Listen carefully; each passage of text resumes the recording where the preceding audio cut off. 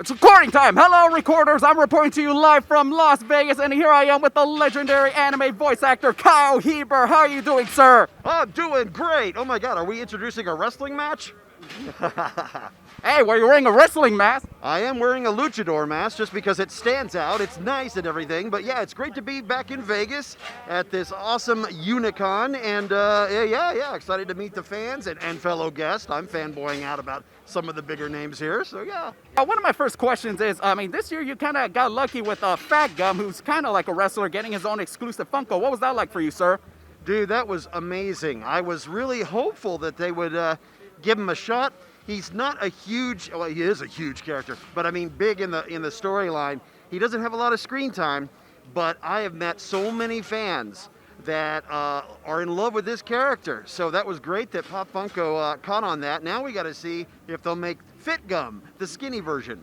Yeah. So yeah, I've signed a lot of Fatgum Pop Funkos, and the interesting thing is it was super limited, but everyone pounced on it the day it came out as a GameStop exclusive, and it's like, oh yeah.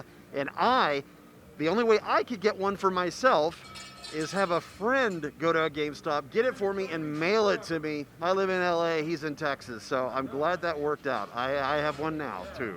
Well, I got one myself, sir, too, sir, and it was like such a very big hassle, and I was like a little curious, why was he an exclusive, and maybe save it for his skinny form. But for moving on to the next question, now, here's an ongoing segment I have with Dragon Ball Z voice actors. Are you familiar with Dragon Ball Z Abridged by Team 4-Star, and what are your thoughts on anime parodies?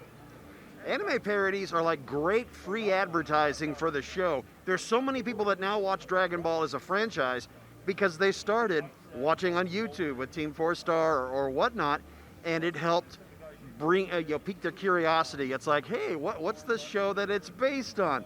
So I think that's great. The Team 4-Star guys are super cool. They are super talented, super funny, and since this is the age of YouTube and TikTok and streaming and everything, getting it on the ground level like they have is a really, really cool thing.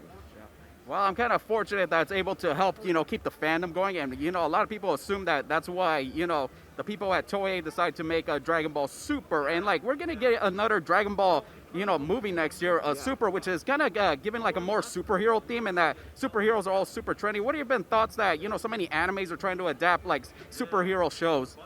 Well, just like Marvel, it's helping cement the popularity of that genre. So you see the crossover now with anime and the popularity of My Hero.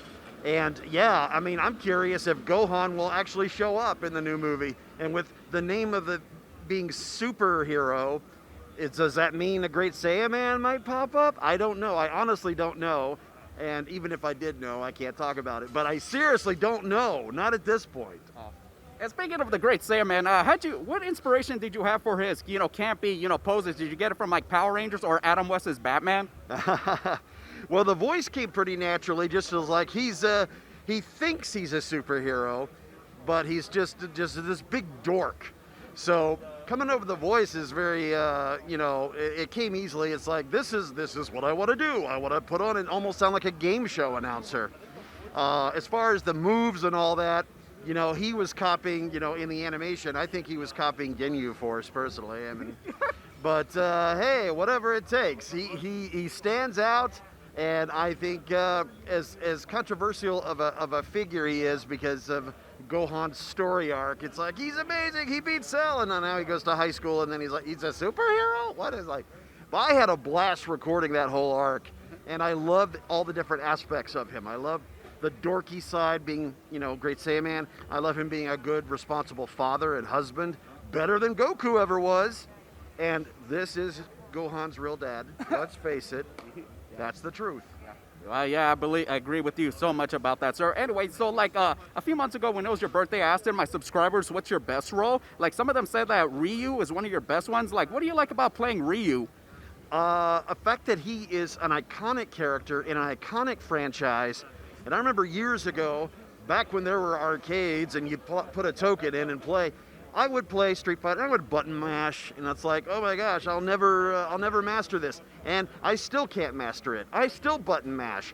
But it's so cool to see how iconic that franchise is and what Ryu means to so many fans. And I feel so eternally lucky that I've gotten to voice him ever since Street Fighter 4, everything since, Super Smash and Marvel vs. Capcom 3, and even having a cameo in Wreck-It Ralph. So, man, it's just pinch me. I'm still dreaming.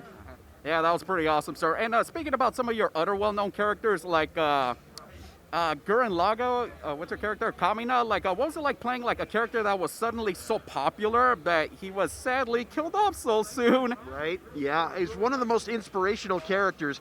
Even though he's not, spoiler, he's not in the show very long, but he makes such an impact. He is so positive and has meant so much to fans around the world. And I've heard these stories time and time again about I was on the brink of depression. I was going through a rough patch in life.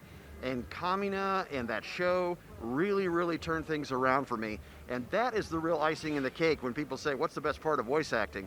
When I hear the impact of the show, the character, the writing, the performance, everything all wrapped together in a nice tiny bow, presenting it to the fans and have it impact their life. Not just entertain them, but give it some deep meaning. That's truly touching. Well, thank you so much for that, sir. Anyway, to final notes, do you have any upcoming projects you would like to talk about with us?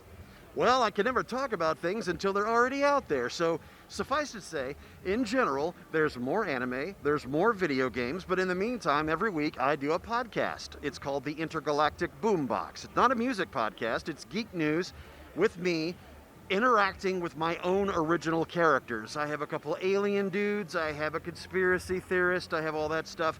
So it's a comedic-themed time of geek news, pop culture discussion, reviews of TV shows and movies, and it's all bite-sized. So it's about, 10-minute episodes or so. That drops once a week. So the Intergalactic Boombox, available wherever you listen to podcasts. Well, thank you so much for that, Kyle. And we are out, recorders. Please follow Kyle on his social medias, and please follow me on my social medias. Please hit that subscribe button, comment down below, give me a like, and catch you next time.